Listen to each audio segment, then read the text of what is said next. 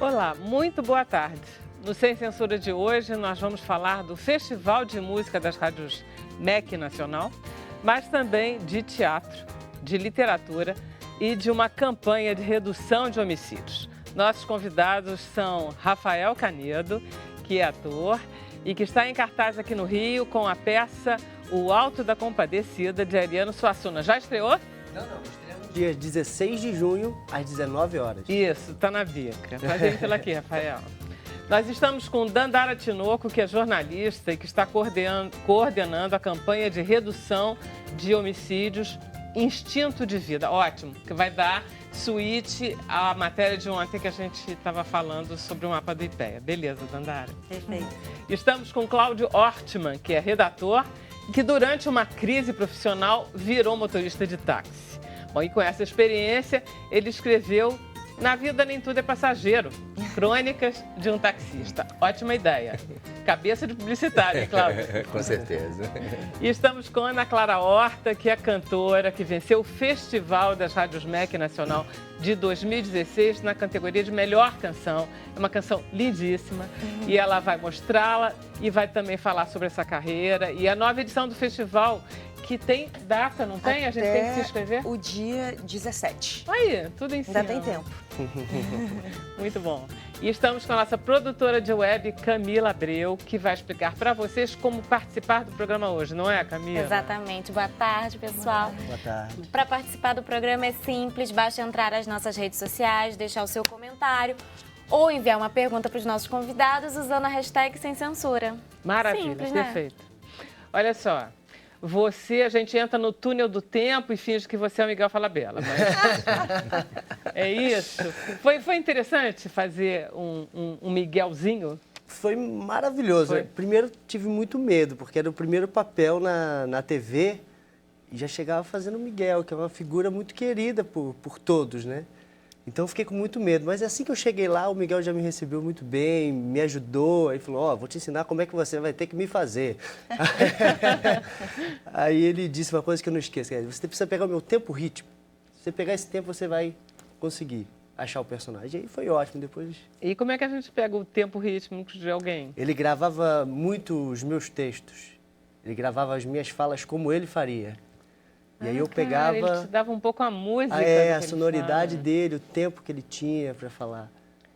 E aí você não precisou nem muito imitar, não foi pela imitação, foi um pouco pela entrada no ritmo. A imitação entra muito no campo gestual dele, um pouco. Ele tem muito uma coisa assim, ele fala com o dedo assim, né? E aí alguma coisa ou outra, um sorriso meio de lado.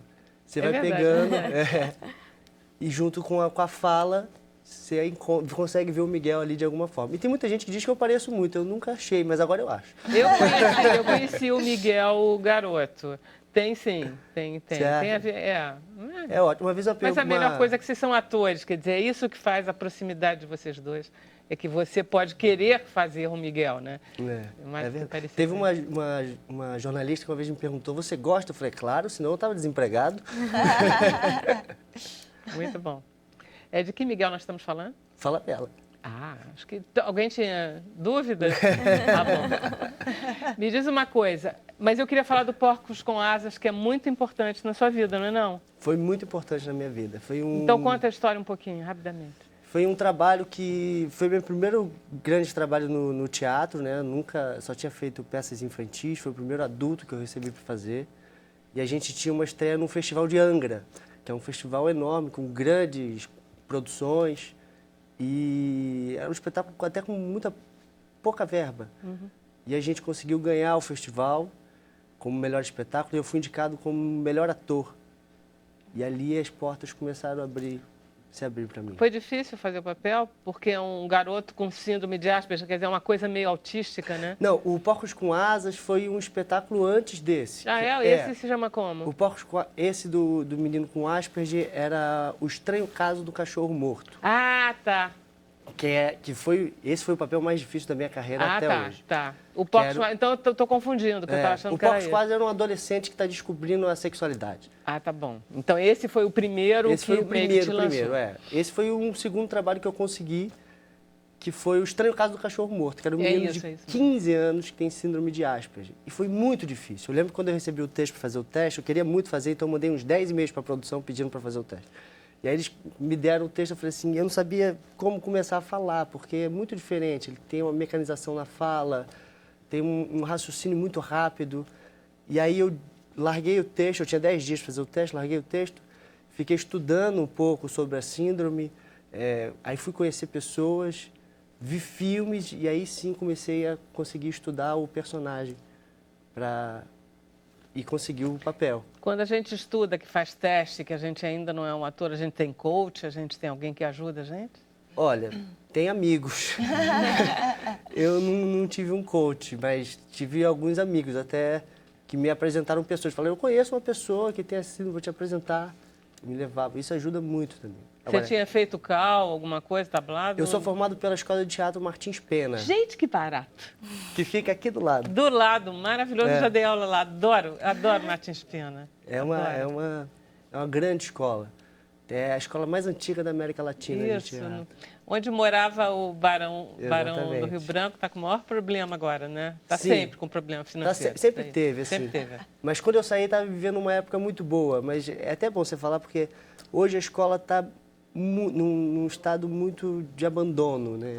A última informação que eu tive é que estava sem funcionário algum, só tinha os professores. E os alunos lutando para conseguir se formar, fazendo a escola funcionar. Eles limpam a escola, eles fazem tudo. É um prédio tão bonito. É. Tomara que consiga se reerguer. A gente tem certeza que vai conseguir, né? A gente fala um pouco, né, Dandara? Pensamento positivo. As coisas vão melhorar. As crises, elas vão e elas saem. Quer dizer, ninguém fica em crise durante 25 anos. A gente vai lá no fundo do poço e a gente sai. Sai sim. Agora, vamos à tua peça que você está estreando, que você está trabalhando agora. A gente vai estrear novamente o Alto da Compadecida. É um espetáculo que está em cartaz desde 2012, tem mais de 100 mil espectadores. E é o personagem que eu mais gosto de fazer, em toda a minha carreira, é o que eu mais gostei de fazer, que é o Chicó. Né? E não é, você ainda por cima está competindo com gente da pesada, né? Porque gente muito boa já interpretou esse papel. Atores incríveis, né? O Matheus, né? O Matheus Mastergalho, o Celton Mello. Mas eu acho que isso é ótimo, porque eu tive referências para fazer, né? Então, me ajudou o trabalho do Celton, tem como referência. E diz uma coisa, como é que você falou que está em cartaz há tanto tempo? É assim, tem várias montagens que se sucedem? Não, como é que é a montagem da Companhia Limite 151, estreou em 2012 e volta todo ano. Ele está há 5 anos em cartaz, a mesma montagem. A gente estreou em 2012, que eu entrei em 2015. Tá. A montagem estreou com o Marco Pigossi. Tá. E... Aí pode haver mudanças de elenco. De elenco, mas a montagem é a mesma. Quer dizer, tipo a Ratoeira em Londres. Vai ficar 20 anos vocês fazendo papel. E aí mantém a estrutura da peça, cenário, tudo direitinho, direção. O cenário, figurino. Às vezes a gente precisa substituir alguém do elenco, e é somente isso que muda. Então, você entrou em 2012... Não, eu entrei em 2015. Você já está há 2 anos fazendo. Já estou há 2 anos fazendo. A terceira temporada que você está entrando. Terceira temporada. Não é? E aí é uma delícia. É uma diversão, né? Eu acho que esse tempo que a peça tem se dá graças à genialidade do Ariano Suassuna, né? Que a gente sabe que é um personagem incrível. Ele é muito divertido e ele consegue trazer toda a diversão que ele tem para todos os espetáculos que ele já escreveu. Mas eu acho que o alto de todos os espetáculos que ele escreveu é o mais divertido e é o que as pessoas mais conseguem se aproximar, porque é muito nosso, é muito Brasil, é muito nossa cultura. Ele representa tipos regionais clássicos ali, o regional que é representado pelo João Grilo, pelo Chicó, né? O cangaceiro, o social. O diabo, uma delícia. Nossa Senhora tem tudo ali. Nossa Senhora. Tem um vídeo, não tem? Temos. Esse vídeo é com você? Esse vídeo é comigo. Então tá, vamos ver então um pedacinho para vocês terem uma ideia como é que tá. De modo que estava com os braços sem movimento. Quando peguei o bicho, ele deu um puxa-avante maior e eu caí no rio. O bicho pescou você! Ele Exatamente, João! O bicho me pescou! Bom, vai encurtar a história. O pirarucu arrastou rio acima 3 dias e 3 noites! 3 dias e 3 noites? Você não sentia fome, não, Chico? Fome não, mas era uma vontade de fumar danada. Não! Então permita lhe dar os parabéns que você acaba de se meter numa danada. O Major Antônio Moraes vem subir na ladeira. Na certa, vem falar com o padre. Aí o que você faz agora? Não sei, eu não tenho nada com isso. Você que inventou essa história que se vire. Então cala a boca! Não vale nada, deixa tudo por minha conta. Ora, viva! Seu Major Antônio Moraes!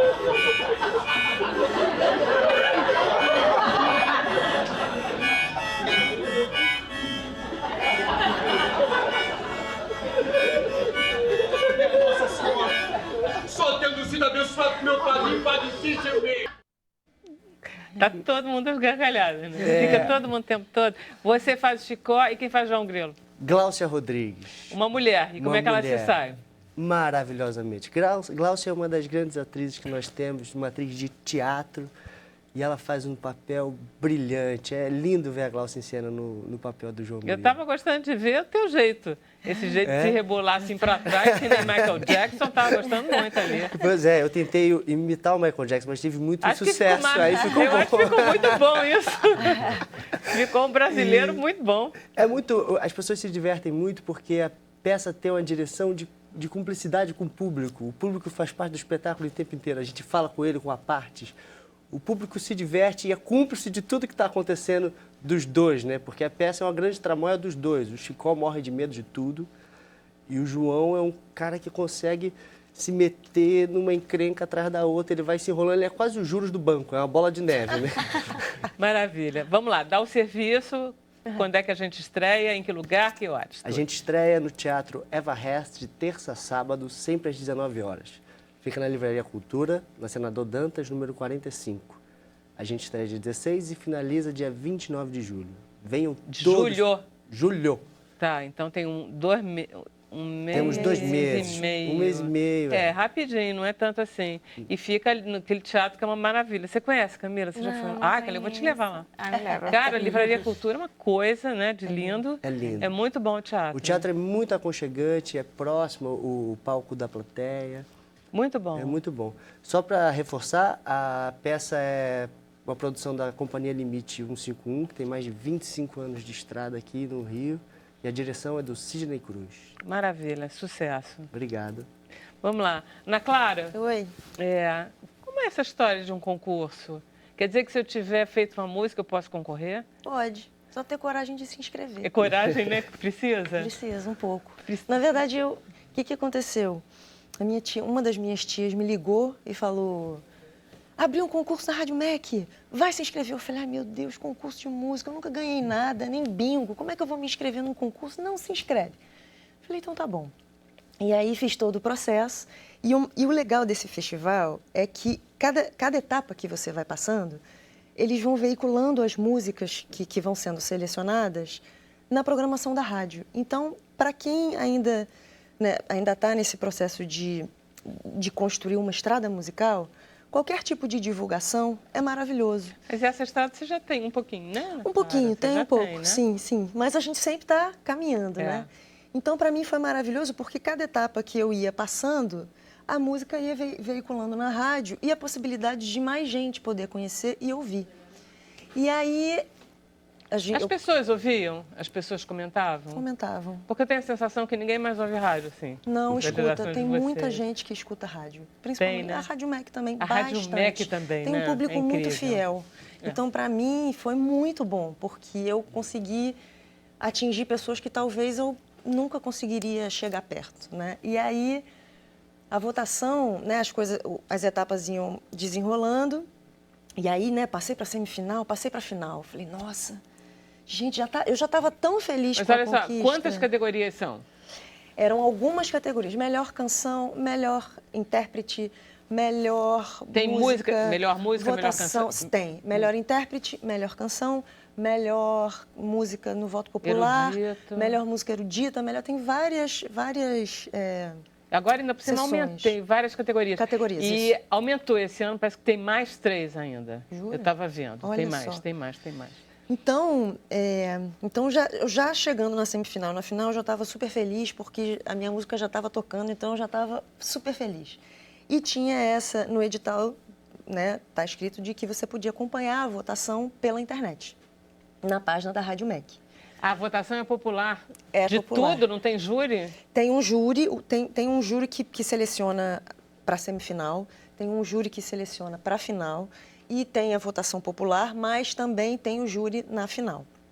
Só que eu estava acompanhando lá na página da rádio e eu estava vendo que a minha pontuação estava super baixa. Oh. Eu falei, poxa, gente, que triste, tudo bem, pelo menos eu já passei na final, semifinal, tudo ótimo, já estou feliz. Aí recebi o convite para a premiação, falei com os compositores dessa música comigo, eu falei, gente, vamos lá, a gente aproveita, se encontra e comemora o final do ano, vamos lá. Eu falei, olha, mas a gente não ganhou. A gente não ganhou, esquece. Tá bom, tudo bem. Chegou o dia do prêmio, foi desenrolando, e né, eu já estava feliz por estar ali, já estava tudo lindo. Chegou na última categoria, que era a categoria de melhor canção. Quando ele falou meu nome, eu dei um grito no teatro, assim, porque eu fui pega de surpresa, e foi uma surpresa tão maravilhosa, porque Foi a última categoria a ser anunciada? foi a última categoria a ser anunciada. Você, então, estava relaxada? Eu não estava nem tipo aí, assim, eu estava coitado de assim, mim. estava feliz pelas pessoas que estavam ganhando, estava feliz por estar com os compositores, estava feliz por tudo, estava tudo ótimo já. Se eu não saísse premiada, eu ia sair feliz também. Mas teve essa surpresa incrível. Olha, foi tão lindo. Que Eu fiquei bonitinho. tão feliz, tão agradecida, porque E como é que você explica essa diferença entre aquela tua expectativa que você estava achando que não ia sair e eles terem te dado o prêmio? não sei te dizer. Em algum momento eu deixei de acompanhar, porque quando eu vi que a minha pontuação estava baixa, eu falei, não vou mais acompanhar, porque eu não vou ficar sofrendo aqui para ver se eu vou conseguir ou não. Não O fato é acompanhei que- mais. E pronto. E E aí foi... Ai, foi tão bom, foi tão bom. Eu fiquei tão feliz porque, né, assim, a música já é um processo longo e difícil, né? Assim, então você ter respaldos, né, assim, ganhar um prêmio é uma sensação tão boa, tão dá uma Você potência. depois é que... Porque é obrigatório que essas músicas sejam inéditas, não é isso? Isso. Depois você gravou o CD. Não, Que- o CD já estava gravado. Na verdade, esse CD, eu tenho 2 discos lançados. Estava aqui. Tava aí, cadê o disco? Ali. Eu tenho 2 já discos pego. lançados. O primeiro que eu lancei em 2010, Isso. chamado Órbita, pela Biscoito Fino. E esse segundo disco, eu não estava nem pensando em gravar. Ele veio a partir de um convite do Jorge Alizé, que é um produtor do Rio de Janeiro, que ele era o curador de um projeto que chamava Levada ao Futuro. E aí ele falou, Ana, você não quer fazer um show? Só que para você fazer um show, você precisa ter um disco. Eu falei, ai meu Deus, e agora? Como é que eu vou fazer? Juntei as pessoas, os músicos, falei, olha, a gente tem esse convite para fazer um show no final do ano, eu já tenho repertório, vamos gravar. A gente entrou no estúdio, eu fiz um processo de financiamento coletivo para me ajudar nesse processo. Eu adoro esse crowdfunding. E funciona. Por isso que é Funciona e, na verdade, eu acho que hoje em dia o coletivo é o que faz as coisas caminharem, porque sozinho a gente não vai a lugar nenhum. Não, e ficar esperando um mecenas, um patrocinador, não sei o que, a gente vai chamar. Deixa eu ir para o intervalo, porque a gente vai continuar falando de você mesmo. Vamos para o intervalo rapidinho, Sem Censura volta e a gente continua conversando com a Ana Clara Horta. Até já.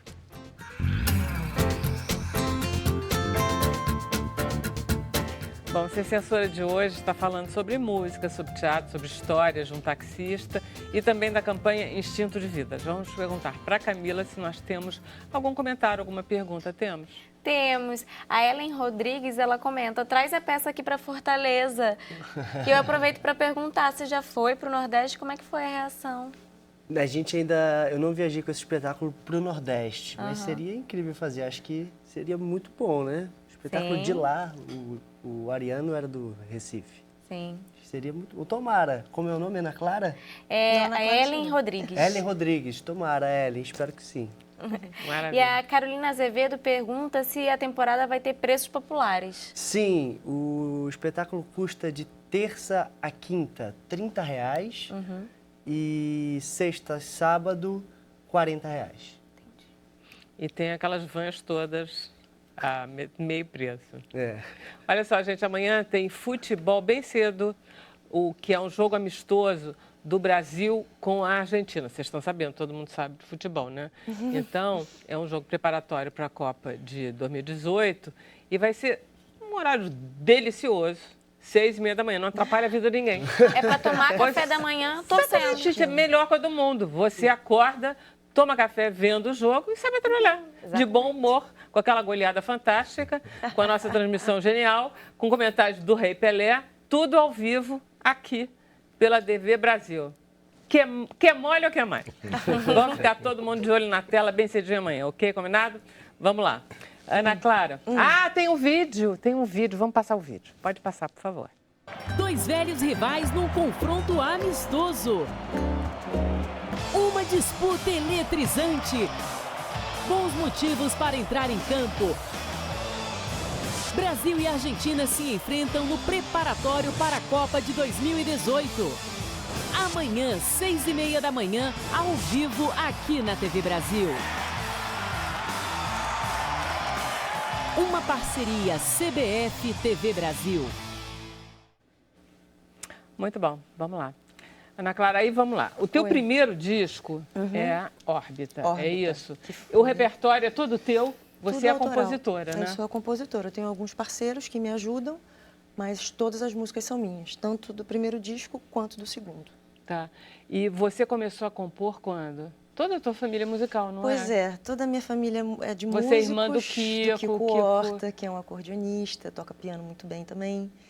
Minha mãe, meu pai, minha irmã Tua também. Tua mãe também tocava piano? Ela tocava piano e ela era professora de folclore, então ela tinha essa ligação muito próxima com a música folclórica. Então, de um lado da minha mãe, eu tinha a música folclórica e do meu pai a música clássica. Pois é, porque Luiz Paulo, eu só soube descobrir muito mais tarde, que é um jornalista muito conhecido, e que ele tocava piano, né? Ele tocava piano muito assim, bem, né? Maravilhosamente bem. Ele tinha um ritual diário que era todo dia de manhã, ele acordava, tomava o café dele e ia tocar piano por meia hora. Então, na verdade, eu tava dormindo, então muita coisa eu conheci só ouvindo ele tocando de manhã. Então, era maravilhoso, porque eu acordava com aquele piano. Que delícia isso, era chique, era bem chique. Era bem bom. Que delícia.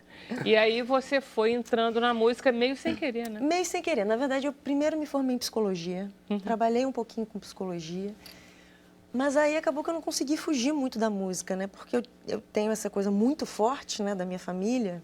E aí eu pensei que eu não podia passar por essa vida sem fazer música uma vez na vida. Então, na verdade, meu primeiro instrumento foi o piano, porque lá em casa todo mundo tinha que aprender piano. Depois, se quisesse ir para outro instrumento, podia ir, que não tinha problema nenhum.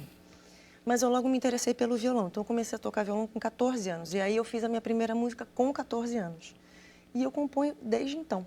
Desde os meus 14. Mas você tem estudo formal de música, não? Eu estudei um pouco de licenciatura na Unirio, mas formal, não. O que eu tenho de formação é de psicologia. Porque nem sempre é necessário, né? Sobretudo que...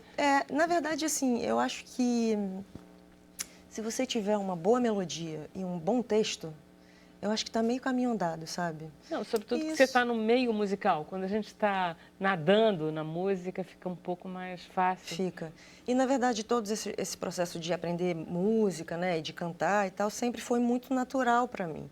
Né? Minha irmã também canta super bem, minha mãe cantava super bem. Então, foi uma coisa tão natural, né? Eu falei, por que eu não vou fazer isso, né? E eu estou bem mais feliz. Olha só, você... Que tipo de música você faz? Porque eu vou pedir para você cantar só lá no final do programa. Que tipo de música você faz? Quais são os músicos que você gosta? Bom, eu acho que eu faço música popular brasileira, né? E eu gosto de ouvir muitas coisas.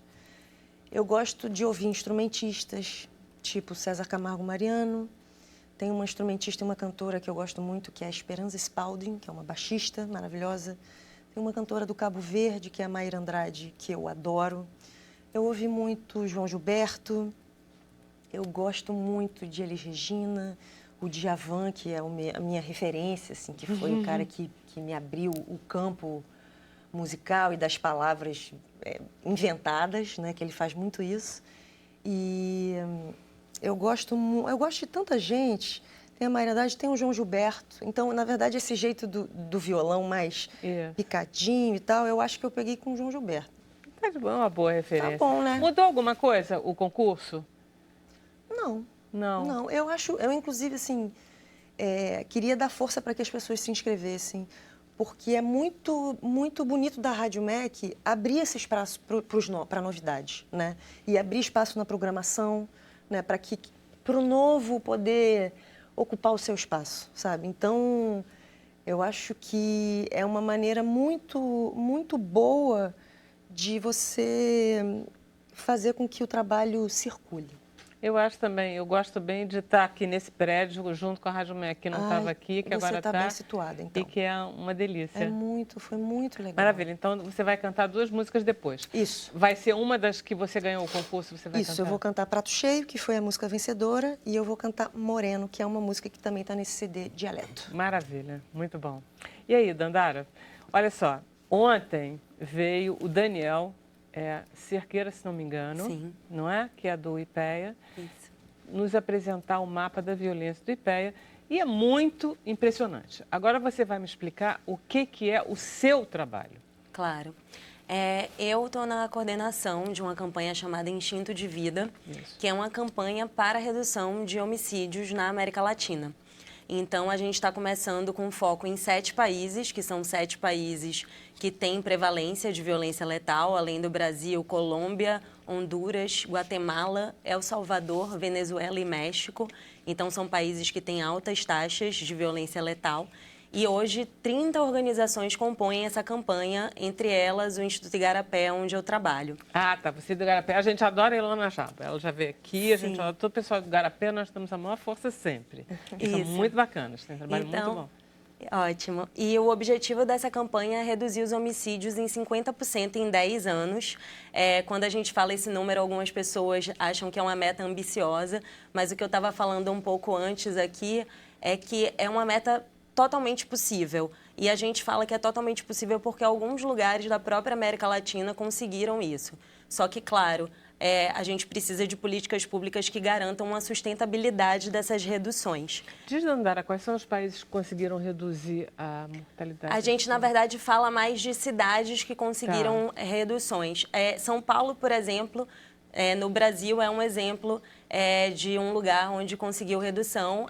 Existem também cidades de outros países da América Latina, né? Por exemplo, Ciudad Juárez, a gente tem também Medellín. Então, são alguns exemplos. Medellín é Colômbia, Ciudad Juárez é o quê? É Colômbia também?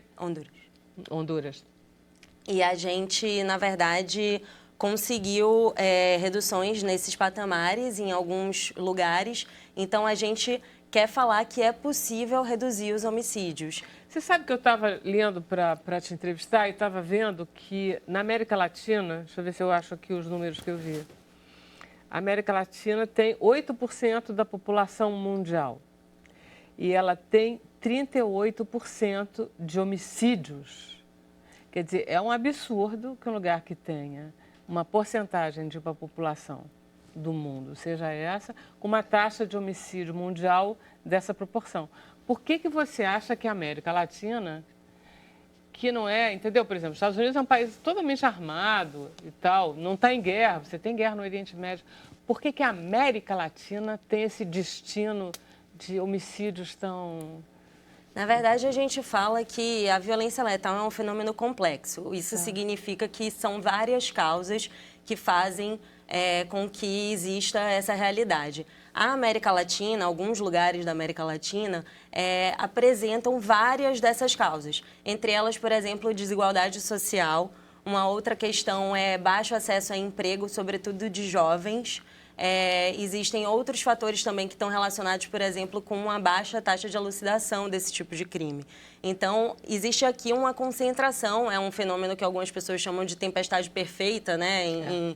Em outros setores também, mas são várias causas que estão, muitas delas sociais e também questão da instabilidade de algumas instituições que levam a esse cenário. Em relação às soluções que vocês estão propondo, vamos lá. A gente está trabalhando com 2 estratégias nessa campanha. Uma das estratégias é a mobilização de cidadãos. Então, é formar redes para que os cidadãos possam fazer pressão por políticas públicas específicas que a gente sabe que reduzem a violência letal. A outra estratégia é a incidência política, que é justamente estar perto de autoridades para dar um apoio técnico para elas poderem produzir, desenvolver planos que reduzam a violência. Quer dizer, dar uma assessoria para as autoridades, seria isso? Uma assessoria técnica. Não só uma assessoria técnica, mas, claro, também impedir que elas façam compromissos públicos por esse tipo de redução com base em políticas públicas específicas, baseadas em evidências. Como é que a gente consegue isso? Na verdade, essas 2 estratégias, elas se complementam. Então, a pressão dos cidadãos é muito importante para a gente conseguir o compromisso público de autoridades. E a gente tem alguns documentos, né, de políticas públicas que tratam da série de opções que existem para você conseguir reduzir a violência letal. Então, uma das grandes questões, uma questão chave nesse assunto, é que hoje já se sabe que a violência letal ela se concentra em torno de grupos de pessoas, lugares, horários e tipos de comportamento muito específicos. Isso eu acho genial. Quer dizer, na verdade, você sabe que a violência está... Ou seja, vão matar pessoas ali, nessa hora, nesse lugar, e quem vai ser morto? É quase como se tivesse um crime descrito por antecipação. Quase prever, né, a probabilidade de ocorrer um crime. A boa notícia é que isso faz com que esses crimes se tornem evitáveis, né? Então, por exemplo, uma das questões que a gente fala, né, são das manchas criminais. É você ter uma inteligência de olhar onde esses crimes estão mais concentrados e alocar recursos, né, de políticas sociais, claro, porque a gente entende que segurança não é sinônimo de policiamento apenas. Também você consegue também alocar recursos humanos e financeiros para esses lugares também de policiamento. Então, você trabalha com a prevenção e com a parte de contenção de violência. Maravilha. Você acha que uma das razões é desemprego? Vocês levantaram isso? Uma das razões que está associada a altos índices de violência é desemprego, sobretudo de jovens, né? Então, é um baixo acesso a oportunidades. A questão da educação também, claro, é super importante quando se trata desse assunto. Ontem ele falava que uma das razões que você consegue identificar que jovens negros em certas cidades são quase que destinados, enfim, são presumivelmente sujeitos a assassinatos. Isso daí está totalmente dentro desse quadro que você está levantando. Na verdade, a gente hoje sabe que jovens negros do sexo masculino são as principais vítimas e a gente tem que ter políticas, né, específicas para esses grupos. E também oferecimento, por exemplo, de acesso a esse tipo de oportunidade, né, de educação e de emprego. Você acha que, por exemplo, uma crise, eu estou te perguntando isso por causa da crise econômica que a gente está vendo. Essa crise econômica, ela tende a aumentar as taxas de homicídio? Existe uma relação. Existe uma relação? Existe uma relação, sim. E outro número que eu li, eu fiquei impressionadíssima, assim, de 4 pessoas assassinadas no mundo, uma delas ou é brasileira, ou é colombiana, ou é venezuelana. Sim. Você pega 4 pessoas mortas, uma delas vai ser uma dessas 3 nacionalidades. Quer dizer, o Brasil está muito mal na fita, não é isso, Dandara? O Brasil, infelizmente, hoje a gente em números absolutos, a gente é líder, né? São quase 60 mil homicídios por ano.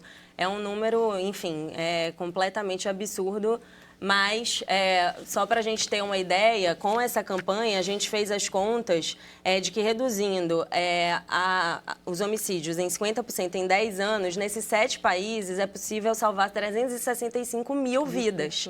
Então, é muita gente. Então, a gente sempre gosta de contrapor. De fato, os números hoje são muito devastadores, né? São bastante ruins, mas a gente pode mudar esse cenário de uma maneira bastante expressiva também. Dandara, olha só, a gente viu recentemente no jornal o caso daquele empresário brasileiro, vocês viram isso, que estava traficando fuzis AR-15 dentro de coisas de piscina.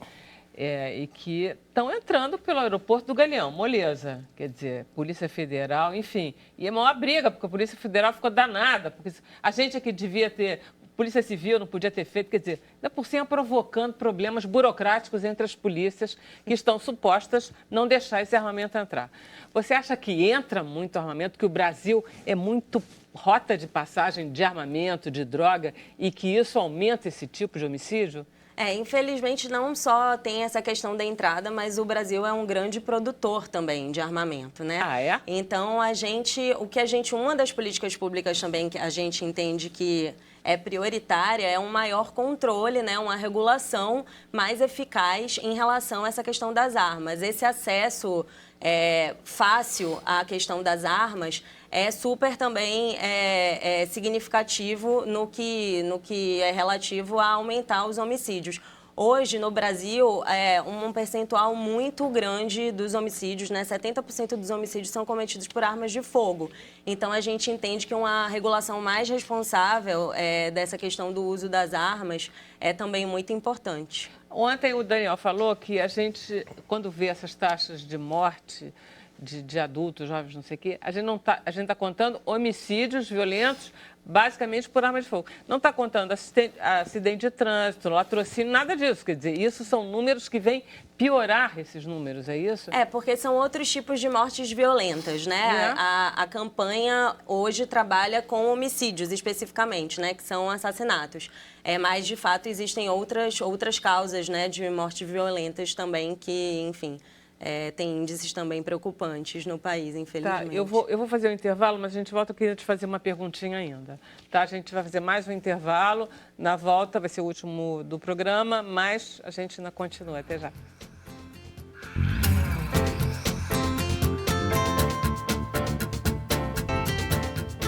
Voltamos com o Sem Censura de hoje, que está falando sobre histórias de vida, música, teatro e também sobre violência. Camila, nós temos perguntas? Temos. A Edna Rabelo, ela pergunta se com a abertura de fronteiras proposta pelos parlamentares não piora esse quadro. Não, a gente entende que hoje não é essa a questão central, né? A gente tem que trabalhar essa melhoria, como a gente estava falando, das políticas sociais, etc. Não é constatada nenhuma, enfim, relação hoje, não é essa a grande questão, digamos, do Brasil. E a Josiane, ela pergunta para Ana Clara? Para Ana Clara, desculpa. Como você vê a cena musical com o fim das rádios como MPB FM, onde os músicos vão poder divulgar o seu trabalho? Então, o festival é uma possibilidade, né, de divulgação, e isso é maravilhoso. Eu acho que... Mas não está havendo muita web rádio, não, gente? Tem muito e assim, tem a coisa do Spotify também, né? Agora, eu acho que a música está sempre, e os meios de divulgação, eles estão sempre se renovando, né? Então, tem muitos... Eu, por exemplo, não sou partidária de dizer que a gente não tem bons compositores hoje em dia. Eu não acho isso. Eu acho que a gente tem ótimos compositores, grandes músicos, grandes cantoras. Isso, inclusive, foi um dos motivos porque eu também quis ser compositora. Eu falei, poxa, mas tem tanta cantora boa, né, que tem uma voz incrível, como é que eu vou me encaixar, né? Eu falei, bom, eu gosto de escrever, então eu escrevendo eu tenho uma possibilidade maior de conseguir expandir o meu trabalho, né? Então eu acho que a música e os meios de divulgação, eles estão sempre se renovando, tem sempre gente boa chegando, ou músico só instrumentista, ou compositora, ou cantora. A música brasileira continua muito boa. É muito rico, Continua é muito boa. rico. Posso fazer uma perguntinha para a Dandara? Olha só, Dandara, eu estava lendo, olha só que número impressionante. Das 50 cidades com maior número de assassinatos no planeta inteiro, 43 delas estão na América Latina. Quer dizer, a gente fica muito impressionado com os números frios, assim, porque eles dão uma medida de que a gente está um pouquinho ou indiferente ou cego e que a gente precisa ter uma atitude pessoal em relação a isso. O que você acha que eu, pessoalmente, cada um de nós aqui, existe um papel que a gente pode representar? Existe alguma coisa que a gente possa fazer na nossa vida? Claro, com certeza. Na verdade, essa é uma pergunta que as pessoas têm feito muito para a gente. E a primeira resposta é conhecer esse problema, né? É justamente se indignar no sentido de falar, isso não é normal, né? Essa é uma das principais, isso não é normal e isso não é aceitável. Então, de fato, isso é no sentido de provocar ação, né? E a outra coisa é justamente acompanhar em relação a essas políticas públicas e essas causas que eu mencionei, o que está sendo feito, por exemplo, pelas autoridades. Na própria campanha Instinto de Vida, a gente tem o nosso site institutodevida.org, em que as pessoas podem entrar e fazer um cadastro e ao longo dos próximos meses a gente vai mobilizar essas pessoas em diferentes momentos, por exemplo, para apoiar a aprovação de um determinado projeto de lei ou barrar a passagem, né, de algum outro tipo de projeto de lei que a gente saiba que, enfim, pode piorar essa situação. Então, a gente vai dar a oportunidade às pessoas a estarem junto com a gente também em eventos.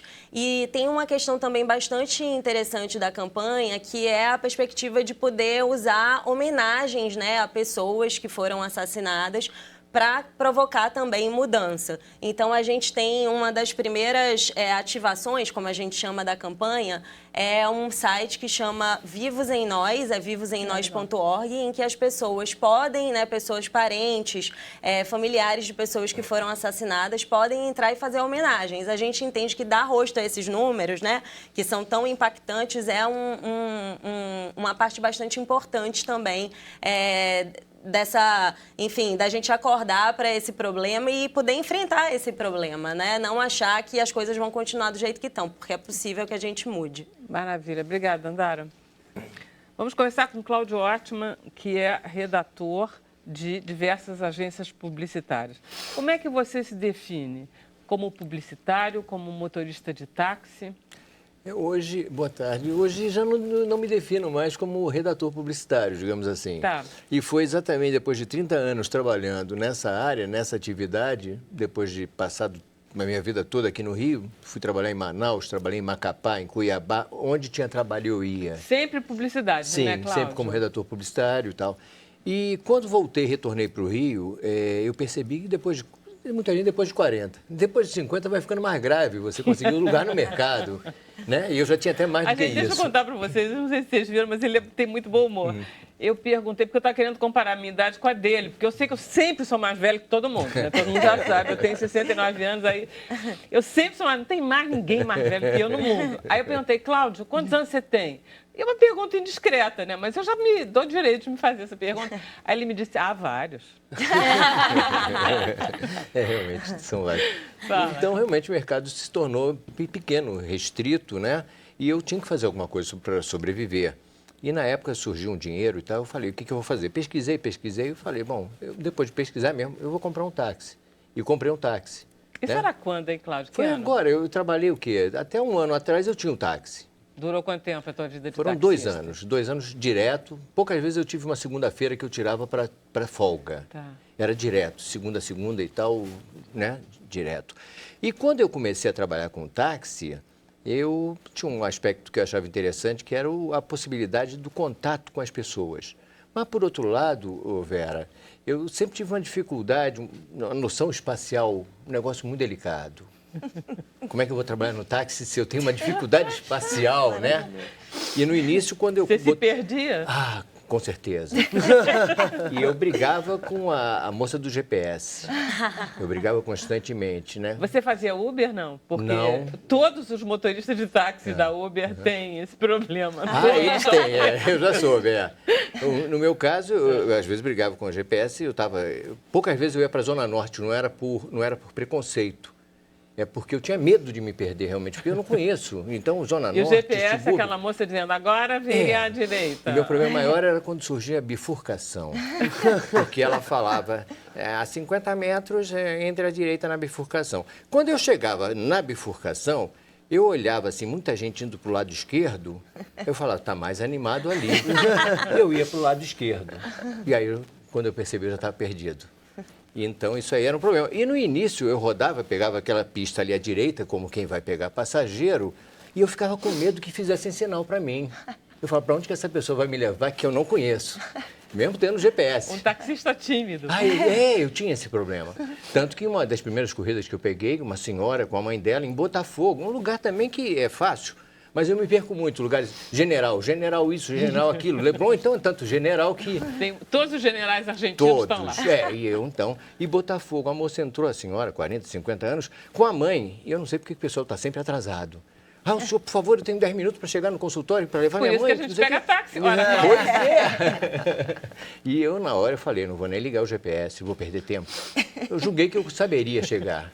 E eu dei partida, pois não, claro, e tal, botei lá seta e tal, saí, peguei a primeira direita. Eu não sabia se estava certo, não. Quando eu vi mais adiante, eu só podia pegar a direita de novo. E eu peguei a direita. E mais adiante, também só tinha mão para a direita. E quando eu vi, eu comecei a reconhecer a árvore, um negócio ali, o poste e tal. Nós saímos no mesmo lugar que eu peguei as passagens. Gente, todas essas histórias ele conta no livro, é uma delícia, conta assim mesmo. Foi. Aí eu saí ali, a moça, poxa, por favor, o senhor parou aqui, veio para o mesmo lugar. Eu falei, a senhora me desculpa, realmente eu fiquei estressado, querendo servir a senhora, mas eu estou há pouco tempo no táxi. Ela não quis saber, ela desceu e eu, muito sem jeito, eu acabei indo para casa mais cedo. Eu fiquei muito envergonhado, né? Envergonhado eu fiquei várias vezes assim, né? Teve uma vez também, porque eu tinha o mau hábito de... No início era tudo comportado, mas com o tempo eu tenho o vício do cigarro, tabagismo, infelizmente, e vez ou outra, eu fumava dentro do carro, com os vidros todos abertos. Em lugares que eu sabia que não ia ter passageiro. Por exemplo, túnel Rebouças, eu fumava. Não vai ter passageiro dentro do túnel Rebouças. Pelo amor de Deus, isso é uma loucura. Você estava tomando tabaco mais monóxido de carbono. Quer dizer, Não, era pior. Mas ali eu sabia que não ia ter passageiro, pelo menos. E eu já tinha, então, um aromatizador de ambiente e tinha um perfume meu. Às vezes um azarrum, um negócio qualquer, que eu buzuntava com aquilo ali. Depois, e um dia eu peguei ali a Epitácio Pessoa para pegar a Visconde de Pirajá. Eu já tinha terminado, já tinha colocado o aromatizador, botei perfume e tal. E quando chegou mais adiante, uma senhora muito elegante, fina, né, óculos escuros, tudo, fez sinal. Eu parei e pensei, bom, tá tranquilo, o carro tá com perfume, não tá com cheiro de cigarro. E ela entrou, eu já tinha ligado também o ar mais forte para poder compensar o tempo que ficou o vidro aberto. Quando ela entrou e tal, bom dia, bom dia. E a primeira coisa que ela falou, tá forte, né? Assim, uma forma muito seca. Eu falei, o ar-condicionado, não tem problema, eu abaixo. Não, um perfume. E já fui abrindo a porta e foi descendo. Foi um outro dia ela que eu resolvi... Ela era alérgica, óbvio. Eu que conheço os alérgicos. Foi muito não perfume. Dá para ficar. Foi muita mistura de perfume. Mas olha só, tem uma história que você... É verdade essa história que você fazia gravatas... gravatas pintadas à mão? Você faz... Quer dizer, você tem um lado artístico, não tem, Cláudio? Sim. Redator de publicidade tem uma coisa a ver com a arte. E você fazia gravatas pintadas, você fazia bolsas, quer dizer, tem uma coisa artesanal que você faz. A minha parte paralela aí, né? Eu pinto quadros até hoje, mas fiz gravatas pintadas à mão, ternos pintados à mão. Na época, o Luiz de Freitas, que tinha Mr. Wonderful, já não tem mais, ele me encomendou os ternos pintados à mão e camisetas pintadas à mão, bolsas de EVA, bolsas pintadas e por aí afora, né? Fiz muita coisa nessa área. Legal. E fui camelô ali, perto da General Osório, que eu queria expor na Feira Hippie, mas eu nunca conseguia um espaço. Tinha um tal de um concurso lá no Calouste Gulbenkian, não sei o que parou, eles não fazem mais, a prefeitura que faria, mas não faz. Então, eu já soube que tem lugares lá para você expor, mas desde que autorizado. Então, não consigo nem autorização, porque não existe mais o concurso. Então, existia ali o que chamavam de paralela. Eu misturava realmente com os camelôs e ia para ali. Deixa eu só dar Você já tem que me dar o lançamento, você vai lançar? Já foi lançado. Foi lançado dia 28 de abril, foi na Livraria da Travessa Ipanema. O livro encontra-se à venda pelo site da editora, tá? Editora Quimera, com K. E no próprio site da Livraria da Travessa também. Maravilha, eu dei muito boas risadas, gostei muito, foi um prazer ler seu livro. Que alegria. Deixa eu acompanhar a Ana Clara até o palco. Ai, quase caí. Para ela cantar o Prato Cheio, né? A música vencedora. Que é a música vencedora do concurso. Gente, deixa eu aproveitar, vou me despedir de vocês, vou me despedir do Cláudio, da Dandara e do Rafael. E de vocês que nos acompanharam em casa e dizer para vocês que agora, depois do Sem Censura, começa o cenário econômico com o Adalberto Piotto, tá? E nós temos trilha de letras hoje com Elisa Lucinda. Quer pouco, quer mais. A gente, depois que acabar o programa, vai mais 15 minutos no Facebook. Tá bom assim? Então tá, até amanhã qualquer coisa, em 5 horas da tarde. E agora fiquem ouvindo Ana Clara Horta.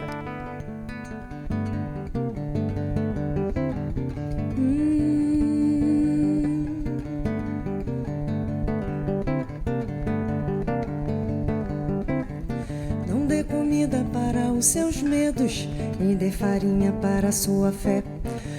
Pode dizer que isso é segredo e é uma colher de chá, gole de café, fome de viver, põe à mesa. Não dê comida para os seus medos e dê farinha para a sua fé. Pode dizer que isso é segredo e é uma colher de chá, gole de café, fome de viver, põe à mesa.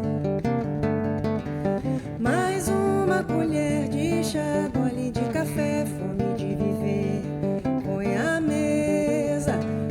Fogo no feijão, um tempero bom, prato cheio. Fogo no fogão, não faltou João, prato cheio. O sabor, quer saber se tem sabor, dependendo de quem provou. Se foi bom ou mal, não faltou o sal da vida. O sabor, quer saber se tem sabor, dependendo de quem provou. Se foi bom ou mal, não faltou o sal da vida. Uma colher de chá, gole de café, fome de viver, põe à mesa. Uma colher de chá, gole de café, fome de viver, põe à mesa. Uma colher de chá, gole de café, fome de viver, põe à mesa. Uma colher de chá, gole de café. Linda a voz que você tem, a música também é muito linda.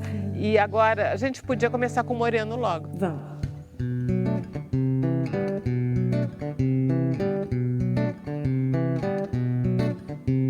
Sim, nada demais, nada de menos.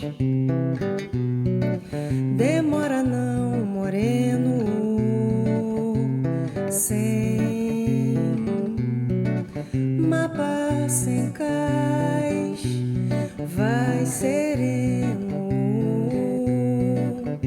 pequeno diante do mundo, coração gigante. Já que vai, não deixe de ir a qualquer distância que o pensamento levar. Eu estarei aqui esperando.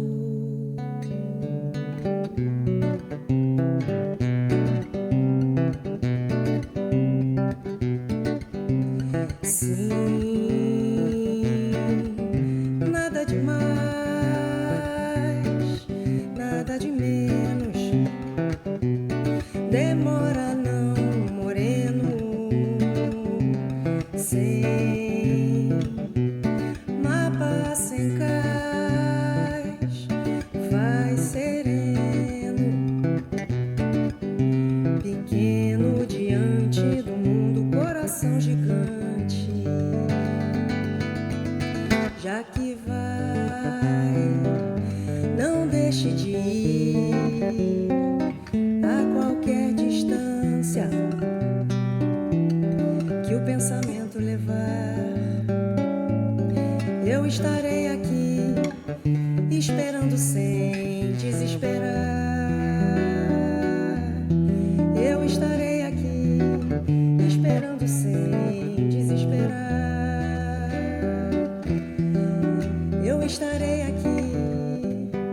esperando.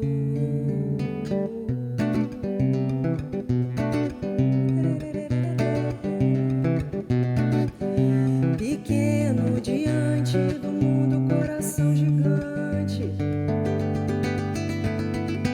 Pequeno diante do mundo, coração gigante. Coração gigante. Lindo, lindo. Volta pra cá. Volta. Lindo, lindo. Camilinha, vamos lá? Você tem Vamos. perguntas? A Ana Madalena pergunta quando o show vai para São Paulo. Ana Madalena, Sim. fala pra ela que ela ficou de me ligar ontem, porque ela é minha irmã. Eu vi que Ela é minha irmã. Fala pra ela que é só ela me convidar que eu vou. Devia ter vindo aqui acompanhar a irmã. Isso. Entendeu? Ora. A Marta Souza diz que está ansiosa aguardando a estreia do Alto da Compadecida. E a Maria Neide diz que ela não dirige, mas ela também briga com GPS. Então não sou eu, não, tá bom. A Alessandra, ela aproveita e ela pergunta se você contava muita história para os passageiros no carro. Contava. Eu Contava. tinha decorado meu carro, tinha 2 palhacinhos, tinha uma bomba de gasolina antiga e tal. E aquilo virou, os palhacinhos viraram personagens. E eu contava para as crianças, e um dia uma senhora de idade, conta a história dos palhacinhos para mim. E fez questão que eu contasse. Eu contei a história do mesmo jeito que eu contava para as crianças, né? Além de que, de vez em quando, meu carro virava nave espacial. Tinha uma luz aqui de neon, luz LED aqui em cima, e levando um garotinho para o Meia, ele com a mãe dele, eu brinquei com ele e falei, olha, o carro de vez em quando vira nave espacial. É verdade? Voa? E por aí afora. Então a gente contava história. Tinha história, sim. Os palhacinhos eram personagens. Um dia nunca é igual o outro, né? Não. Fantástico. Os palhacinhos, eles passeavam assim, né, em tese, aqui no painel, porque aqui nessa ponta tinha um casal de dançarinos de tango, e aqui tinha bomba de gasolina, tinha não sei o quê, tinha uma piazinha, e os palhacinhos, então, queriam ir sempre lá visitar os amiguinhos. E a história ia por aí, né? A gente ia contando história. Você tem filhos? Eu tenho. E contava essas histórias eu todas? acho que sim. A gente ia, Com né? certeza, Tinha o né? hábito de... Rafael, quantos Eu anos acho você tem? que Cláudio é Chicó, viu? Não é verdade, eu acho que ele tá certo. Tem um chicote dentro dele, sim. Existe, sim. Quantos anos você tem? Eu tenho 29 anos. Tá. Você dirige, pega táxi, essas coisas? Tem alguma Dirijo. experiência? Porque ele é um taxista típico do Rio de Janeiro, não sendo, né? É verdade. Eu dirijo, sim, e eu morei no Rio a minha vida inteira, né? Mas eu acabei de mudar... Você não é carioca, não? Sou carioca. Tá. Mas eu acabei de mudar para São Paulo. Fez muito eu tô bem, morando São em Paulo São é o Paulo. máximo. É uma delícia. Só que o problema é que eu não conheço nada, né? Então eu dependo exatamente do GPS. E é realmente muito difícil. O consolo é que São Paulo, ninguém conhece São Paulo. GPS foi feito. Não, os taxistas em São Paulo, você chegava, eu sei porque eu via, sempre viajei muito para São Paulo, e ele dizia, a senhora sabe onde fica? Eu dizia, não. Bom, então vamos consultar o guia. Era aqueles guias de 900 mil páginas antes do GPS. O GPS foi uma maravilha para os taxistas de São Paulo. Você conhece a história do taxista baiano, do GPS baiano? Não. Aí é linda. É assim, vire à direita, aí você vira à direita. Aqui a 500 metros. Adorar essa história, quando contaram na Bahia. Ai, que maravilha. Daqui a 500 metros. Porque tem essa vozinha do GPS que é... Mas, Vera, na Zona Norte, não é também, mais uma vez, até a sinalização das esquinas de rua é mais deficitária do que na Zona Sul, claro. Mas não há dúvida de que o poder público prefere a Zona Sul. Gente, então, é escandaloso. Então, quando o GPS falava a 500 metros a rua Souza, Silva, não sei o quê, eu não sabia e não tinha, às vezes, a placa. Por mais que insistisse, entra ali, não sei quantos minutos, quantos metros, eu ficava na dúvida, será que eu estou entrando na rua certa? E às vezes não tem rua, né? Ele fala, vira à direita. Você olha, não tem rua nenhuma, por exemplo. Às vezes é mais adiante, sei lá, né? Eu tinha uns problemas sérios com o GPS. GPS. O que te levou a sair do táxi, a desistir do táxi? É porque aí realmente vem uma série de... algumas razões. Por exemplo, crise econômica. Tá. Crise econômica e a entrada do Uber em cena. Tá. tá? O táxi realmente, hoje os taxistas têm uma dificuldade muito grande para sobreviver. Quer dizer, você tinha um táxi totalmente legalizado, com autonomia, Sim, você comprou uma a autonomia não deu para comprar na época. E você vê que engraçado, na época que eu comprei o táxi, a autonomia já estava valendo os 200 mil, era antes da Copa do Mundo. A Copa do Mundo veio destruir um monte de coisa, né? É engraçado, é verdade. A gente pensa que tem um efeito positivo e tem uns efeitos negativos terríveis, né? E hoje em dia eu vejo um taxista vendendo táxi aí, a autonomia, por 90, 80 mil. Tá parecido com a história do telefone? Qual? Telefone, quando o telefone... Lembra? Não, vocês não lembram, não. Eu lembro sim, eu lembro sim. Você lembra disso? Eu lembro sim. Aquilo era um investimento. Que a gente comprava telefone? Pois é. Que custava dinheiro? Sim. Que você vendia telefone? É verdade. É porque os meus cabelos brancos estão escondidos. Entendeu? É isso. Mas eu sou dessa época. O telefone valia uma grana. Tinha gente que tinha comprava várias linhas, né? exatamente. Botava para alugar, fazia um monte de coisa. Daqui a pouco virou nada. Depois a gente ainda reclama do presente. O passado era muito pior. Isso quando o GPS não leva também para lugares assim... Não, nem fala. Perigosíssimo. Perigosos. O GPS é uma coisa que você tem que confiar, assim, até a página 2, Você tem que ter uma noção espacial, você tem que saber mais ou menos. Claro. Você tem que conhecer o Rio de Janeiro para confiar no GPS. Quer dizer, é uma contradição, né? O meu segundo livro, que nós estamos organizando já, ele tem um título provisório ainda, mas eu acredito que seja esse, que é Pressentir o Assalto. História, Crônicas de um Taxista Carioca 2. É o segundo livro e o título, estou muito realmente acreditando que vai ser esse título, que é uma história, sim, uma história bacana. São várias histórias de assalto? Não, uma. É uma história só? É uma, bastou essa. Coincidiu até que eu já estava para largar o volante, pendurar o volante, e surgiu essa história. E foi legal. Eu gosto do prefácio, porque no prefácio você descreve um pouco o dia a dia do taxista e você diz que a gente acaba conhecendo todos os buracos, o que é uma profunda verdade. Sim, é verdade. A gente conhece quando dirige os buracos das que a gente vai enfrentar, que a gente já evita antes de passar. Você conhece a geografia da cidade e pessoas, né? O que eu achei muito interessante, Vera, sem querer também tomar conta aqui, né? Tomar a palavra, mas foi a oportunidade de conviver com as pessoas e dar ouvido para elas. A gente percebe, sabe disso, as pessoas são muito carentes. E o que a gente vê de senhora idosa, eu descer do carro para ajudar a senhora que estava na cadeirinha de roda, com a cuidadora, eu vinha, botava, ajudava a fechar a cadeira, botava. É o papel até que a gente espera que o motorista faça, nem todos fazem. E quando vinha com a cuidadora e tal, acho que aquele jeito de abrir a porta, de ouvir. Senhora de idade hoje está abandonada, está em casa. É uma pena que ele tenha deixado de ser motorista de táxi. Não, você ainda ia faltar muito para isso. Camilinha, vamos lá. A Natália Borges pergunta para a Ana Horta como foi para ela conciliar a carreira musical com a psicologia. Se ajudou ou atrapalhou?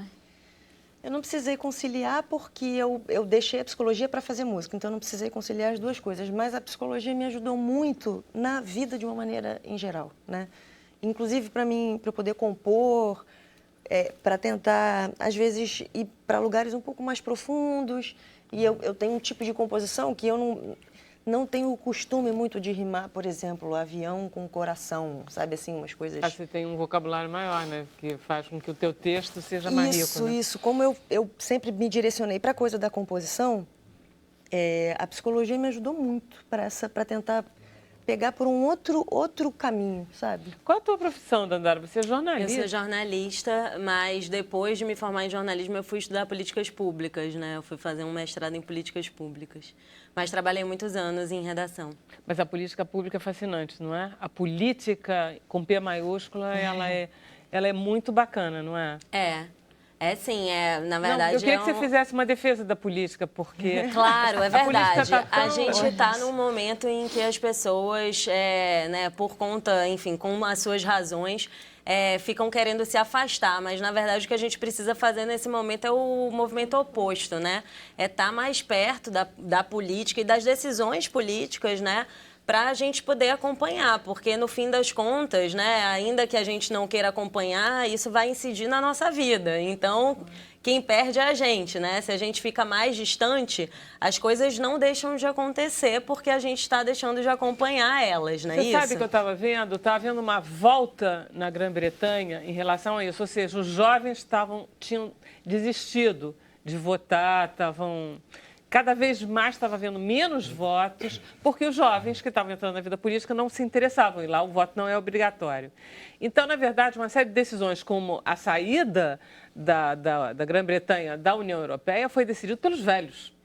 Foram eles que votaram pelo Brexit. Então, os jovens que queriam ficar na União Europeia, porque a União Europeia significa uma coisa mais moderna, eles foram decepcionados. Em conclusão, o que está acontecendo é que eles estão voltando a votar.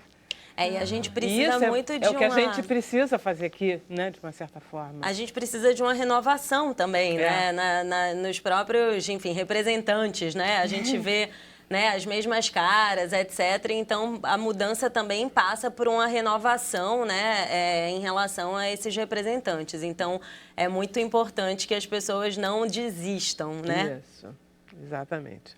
Camilinha, qualquer coisa a gente termina. Tá, tem mais uma pergunta. A Maria Flor pergunta para a Dandara se existe algum fator comum entre as cidades que conseguiram diminuir o índice de homicídio. Perfeito. Na verdade, uma das questões que é muito que é crucial é a priorização e planos integrais para isso. Então, essas cidades têm sim uma questão em comum, que foi a priorização desse tema e planos que foram formulados para reduzir homicídios, né? Então, você reconhecer o problema, focar nesse problema e também apostar em políticas públicas que existem evidências indicando que elas funcionam e não simplesmente apostar em, enfim, medidas, estratégias populistas que podem ter um efeito imediato, né, positivo, em que, no entanto, quer dizer, positivo com seus questionamentos, né, mas que não vão ter sustentabilidade além de tudo. Então, sim, houve uma priorização e a questão de planos integrais, né? E é muito importante também a gente ter a clareza de que essas estratégias elas precisam estar nos diferentes níveis, né, federais. Então, no caso do Brasil, você precisa ter uma estratégia nacional, mas os estados e os municípios também precisam estar envolvidos nessa questão, né? As cidades são cruciais para a questão da prevenção que a gente estava conversando aqui. Então, parabéns, São Paulo. O nosso programa chegou ao final, agradecendo de novo a Ana Clara, Claudinho, Dandara e Rafael. Vamos e volta, então, amanhã, 5 horas da tarde. Ok, até lá. Obrigada.